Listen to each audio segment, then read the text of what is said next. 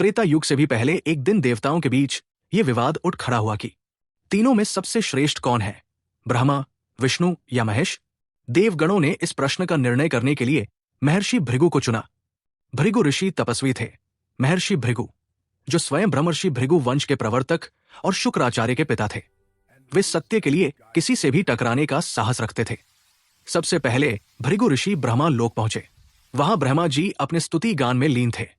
भृगु ने प्रणाम किया, परंतु ब्रह्मा जी ने उन्हें नहीं देखा, क्योंकि वे ध्यान में मग्न थे। भृगु क्रोधित हो उठे, ये कैसा अहंकार, सृष्टिकर्ता होकर भी अभिमान में डूबे हैं। और वे वहां से बिना आशीर्वाद लिए चले गए। फिर वे कैलाश गए। महादेव पार्वती जी के साथ बैठे थे। भृगु ने प्रवेश करते ही कहा, हे शिव, मैं तुम्हारी परीक्षा लेने आया हूं। शिव जी मुस्कुराए, पर जब भृगु ने कटु वचन कहे तो महादेव का क्रोध जाग उठा। उनकी तीसरी आग के ज्वालाएं भड़क उठीं, पर माता पार्वती ने तुरंत बीच में आकर उन्हें शांत किया।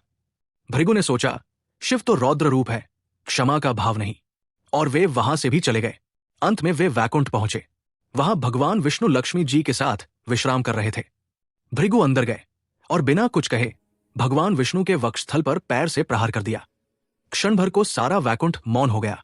लक्ष्मी जी क्रोध से कांप उठीं, पर भगवान विष्णु तुरंत उठकर बोले, हे ऋषिवर, आपके चरण मेरे वक्षस्थल पर पड़े, इससे मुझे बड़ा सौभाग्य मिला।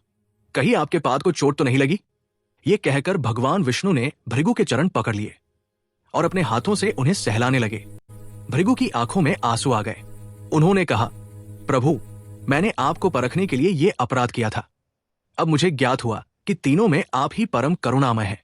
आपका हृदय ही ब्रह्मांड का आश्रय है।